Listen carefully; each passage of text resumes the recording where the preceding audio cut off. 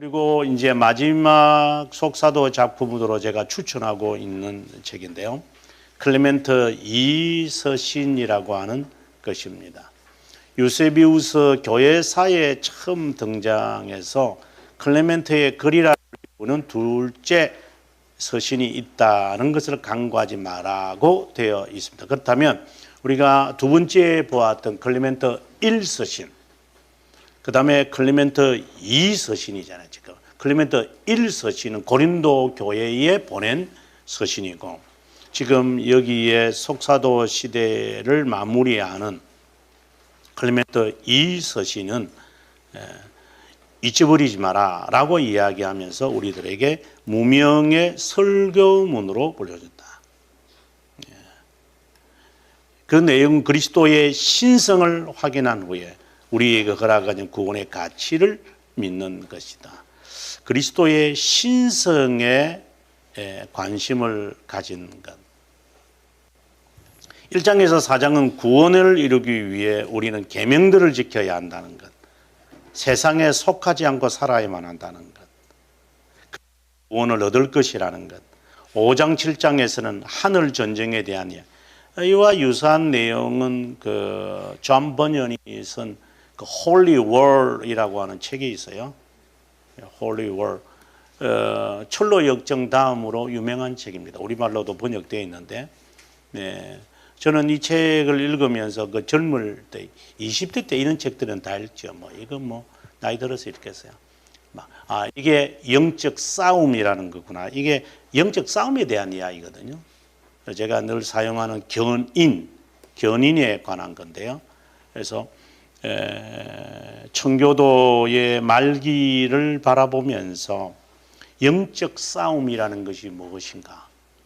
그러니까 어떤 마귀와 천사의 싸움을 말하는 게 아니라 눈에 보이지 아니하는 마치 철로 역정처럼 이런 영적인 전투들을 지금 하는 것을 설명을 하고 있거든요. 이 내용이 그거하고 비슷해요. 그 다음에 8, 7, 17장에서는 회개, 순결, 하나님을 믿는 신뢰, 교회에 대한 헌신, 이러한 책들이 있습니다. 이런 내용들이 아마 있는 것 같아요.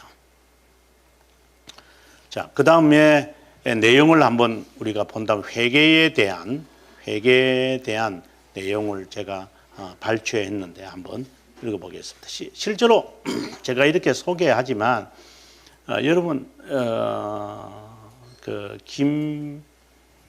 무슨 교수가 이거 번역을 했어요. 속사도 작품들을 다 묶어 놔서 번역한 책이 있어요. 근데 그 교수님도 이거 너무 번역을 못했다 이러시는데, 그래도 괜찮아요. 예. 그래도 제가 볼 때는 그래도 속사도 작품을 한글로 접할 수 있는 책이네요. 김은선 교수일 거예요. 김은선 교수라고 하는 분이 안양대학교 교수님이신데, 이분이 번역을 한 책이 있어요. 이거는 저는 그거하고는 상관은 없었지만 그 안에 내용들 한 번이라도 읽어보면 이런 거였구나 하고 아마 새로운 감동들이 있으리라고.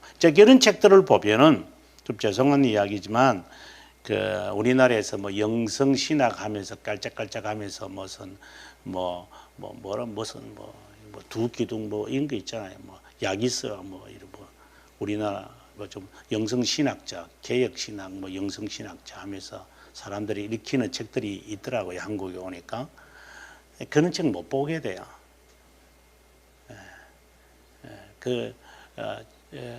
우선이 이야기하고 들어갈게요.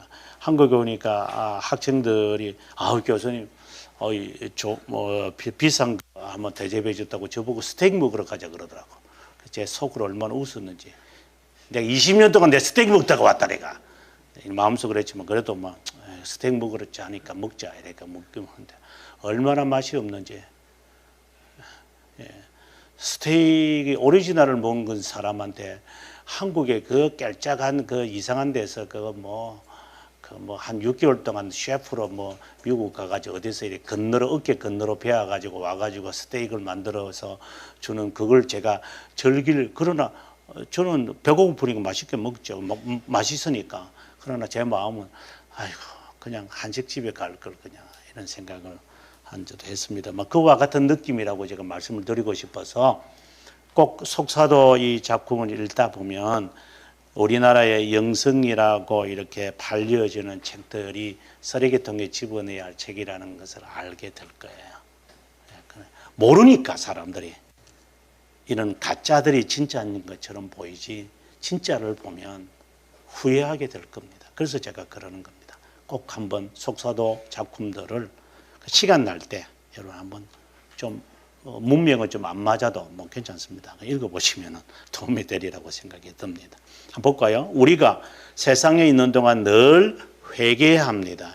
이는 견인을 말하는 거 아니에요? 우리는 조물주 손에 있는 진흙에 불과합니다. 이게 지금 견인을 말하는 거죠. 토기장이는 화병을 만들기로 계획을 했다가 원치 않은 그릇으로 만들어진다면 언제든 깨뜨려서 새로운 것을 만들 수 있습니다. 만일 화로에 던지기 직전이라면 결코 기회가 없을지도 모릅니다. 그래서 세상에 있는 동안 마음을 다하여 육체를 따라 행했고 사탄을 따라 행했던 것을 회개합시다. 다시 말하면 견인에 관한 이야기인 거예요. 이게. 우리를 구원하실 겁니다. 주님께서. 회개할 기회를 주실 때 주저하지 말고 주님께 우리의 허물을 아뢰 수 있기를 바랍니다. 세상을 떠난 후에 고백하거나 회개할 기회는 결코 가질 수 없습니다. 사랑하는 형제여, 성부의 뜻을 행하고 거룩한 육체를 지키고 주님의 계명을 지키면 영생을 얻을 수 있습니다. 주님은 이렇게 말씀한 적이 있습니다. 작은 것에 충성된 자. 이때 당시 성경이 없었는데 이분들이 이제 성경 이제 들었겠죠. 사복음에 대한 이야기를. 그래서 이제 하는 말이에요. 그래서 저는 이게 너무 신기해요. 우리처럼 성경 인터넷 선상에 검색해 가지고 하는 게 아니라 이렇게 들었던 이 하나님의 이 말씀을 이제 여기에 집어넣는 거죠. 그래서 이러한 말씀들을 인용하는 걸 보게 될 때에 아하, 이것은 정통의 작품인 것이 맞다. 그런데 영주주의자들이 쓴 거나 그리고 가경이나 이러한 책들은 성경 구절을 인용하지 않아요. 그건 당연하죠. 자기들이 상상해 놓은 픽션들이기 때문에. 그 다음에 의인들의 고통에 관한 이야기 한번 볼까요? 사랑하는 형제자매여, 기록된 하나님의 말씀에 마음을 집중하기 바랍니다. 진실한 마음으로 읽게 되면 구원을 받을 겁니다. 하나님의 말씀을 진실한 마음으로 읽으십시오. 마음을 다해 회개하게 되면 구원과 영생을 받게 될 겁니다. 회개하면서 하나님의 진실하심과 선하심을 의지하고 열심히 행하는 모든 젊은이들이 됩시다. 불의에서 어려움으로 되돌아오도록 환난을 당할지라도 낭망하거나 절망하지 맙시다. 우리가 범하는 사악한 행위들이 있습니다. 두 마음을 품고 있고 불신앙 가운데 있으면 우리는 그것을 알지 못하게 됩니다. 어두운 마음을 갖고 있기 때문이죠. 의를 따라 행하십시오. 그러면 구원을 받게 될 것입니다. 고통을 받을지라도 계명을 지키는 자에게 복이 있을 겁니다. 부활의 불멸의 열매를 맺게 될 겁니다. 경건한 사람은 기쁨을 맞이할 겁니다. 현재 고난당하는 사람들은 때가 이르면 주님으로부터 오는 복을 받게 될 겁니다. 슬픔이 없는 영원한 기쁨을 얻게 될 것입니다. 그냥 이 자체가 하나의 설교자. 지금 우리가 지금 읽었지 하나의 설교예요. 그냥 설교. 그러니까 이런 설교를 들으면서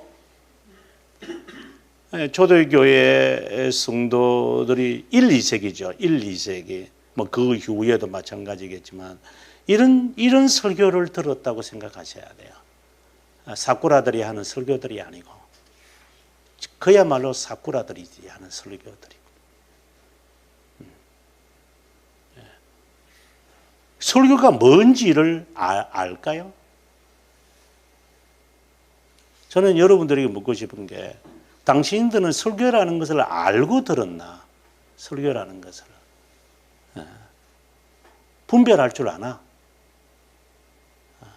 저게 거짓된 혓바닥을 놀리는 건지 참된 것을 말하려고 정말 노력을 하는 분인지 좀 부족해도 괜찮아요. 말 더듬해도 괜찮아요. 그러나 진실하게 자기가 아는 지식 안에서는 해보려고 노력을 하는 그런 설교를 들으려고 했나? 아니면은 무슨 설교를 들으려고 왔나? 마치 예수님께서 사도 요한, 세례 요한의 제자들이 예수님을 찾아러 왔을 때 너희들 뭘 보러 나왔냐? 옷 입은 사람 봤느냐? 궁궐 가라고. 왜 예수님께로 왔느냐고 주님께서 질문할. 그래서 회개라는 이야기가 나오잖아요. 우리가 주님을 찾는 이유가 있잖아요. 주님 말씀 듣고 싶은 거잖아요. 생명의 말씀을 들어서 내가 변화되고 내 주위가 변화되고 좀 내가 이 세속에 물든 아닌 사람으로 좀 되고 싶어서 교회 찾는 거잖아요. 근데 교회를 찾는 이유가 없어요. 사람들한테 물어보. 왜 당신 교회에 와요? 아마 우리 스스로에게 아마 물어봐야 할 질문이 아닐까요? 이분들의 설교를 읽다 보면 제가 하는 말, 이분들의 설교 자체가 이런 설교를 들으면서 그들은 신앙생활을 하는 거예요. 뭐 웃어봅시다. 와, 그 예화 그런 예화 집안 어디서 끄집어 당겨 와가지고 예화 실컷 이야기, 하나님 말씀을 읽어놓고 지 하고 싶은 말 실컷 다 하고 25분 동안 설교하고 복 받으십시오. 좋은 일이 생기면 할렐루야 아멘 할렐루야 아멘 하면서 복음 찬송 하나 부르 끝나는 것. 그런 사꾸라들이 얼마나 많아요 이 세상에. 정말 무슨 설교를 들으려고 너가 나왔느냐에 대한 질문에 우리 스스로가 아마 답들이 돼야 되지 않나 하는 생각을 개인적으로 해봅니다. 그럼 전체적인 평가를 제가 한번 해봅니다. 이들이 강조한 것은 도덕성이다. 처음부터 핍박에 대한 이야기 할 때부터 제가 말했습니다. 모랄리티다. 도덕성을 회복해야 한다. 이거는 변함이 없습니다. 이거는 교회 생활하고 다릅니다. 제가 늘 하는 말대로 관계성을 가져라. 남자라면 남자로서, 남성으로서, 남편으로서, 가장으로서, 아들로서, 아버지로서 그렇게 살아라. 제대로 살아라. 여성도 마찬가지고 엄마로서, 동생으로서, 그리고 누나로서 이런 여러 관계들이 많은데 그 관계 제대로 유지하며 살아라. 저는 그렇게 덧붙이고 싶어요. 직장 생활을 잘한다고 남자 구실하는 게 아니고 돈 벌어 온다고 남자 구실하는 게 아니고 남자답게 살려면 남자와 관련되어 있는 일을 제대로 해라. 그게 도덕성이라는 말에 포함되어 있는 거예요. 여성도 마찬가지고 세상 흉내내지 말고 연속극 보고 따라 흉내내지 말고 엄마로서 아내로서 제대로 행동하면 돼요. 이러한 것들이죠. 그게 초대교회 성도들의 메시지예요. 그거 자체가 메시지예요. 거짓말하지 마라, 낙태하지 마라, 도둑질하지 마라, 간음하지 마라. 그들의 메시지예요. 이거는 뭐 제가 만들어낸 것도 아니고. 그 다음에 그들이 또 우리들에게 주는 메시지는 구별된 삶을 살아야 한다. 구별된 삶. 먼저 죄 용서라는 개념이 무엇인가? 그 다음에 구원이라는 게 또 무엇인가? 죄라는 게 무엇인가? 이런 하나하나에 대하여 구원의 진리죠. 한마디로 말하면 구원의 진리에 관하여 하나하나 이들이 듣고 싶은 거예요. 핍박을 받는 가운데서도. 왜? 주님을 찾은 이유가 그 때문이기 때문에. 그래서 죄, 이제 좀 있으면 나옵니다만 이 그리스도의 신성, 하나님, 삼위일체 하나님 정확하게 가르쳐 주세요, 제발. 내가 믿는 하나님이 어떤 분입니까? 시끌끌한 소리 하지 말고 하나님이 정확하게 말해달라고 제발. 그리고 구원에 대해서 정확하게 말해라. 그냥 믿으면 다 안다고. 믿음은 구원의 진리의 구성 요소지 믿음을 우선순위하면 안 돼요. 그건 큰 착각 속에 빠지는 사람들이에요. 믿음은 우선순위에 들어가지 않아요. 제가 우리가 3장 설명하면서 제가 자세하게 말했잖아요. 믿음 무슨 믿음이에요? 믿음은 그릇에 불과하다고 그랬잖아요. 갈빈 선생이. 그러니까 수용하는 거예요. 그냥요. 큰 믿음, 적은 믿음 없어요. 그냥 수용하는 것에 불과한 거예요. 그럼 분명히 구원의 진리를 여러분들이 기독교 강요를 통해서 저와 함께 공부하기 때문에 다행입니다만은 정확하게 아셔야 됩니다. 그 다음에 여기에 보면은 그들의 신론에 대한 이야기 하잖아요. 영지주의에 반대하는 것을 그들은 볼 수 있습니다. 이그나티우스 서신에 대하여 제가 지난주에 좀 설명을 했던 그 윌리엄 카닝함이 이런 말을 합니다. 사도적 시대의 어떤 저자도 2세기 동안 줄곧 어떤 저자도 이런 주제에 관한 이그나티우스가 채택했던 형태와 유사한 형태로 말한 적이 없다.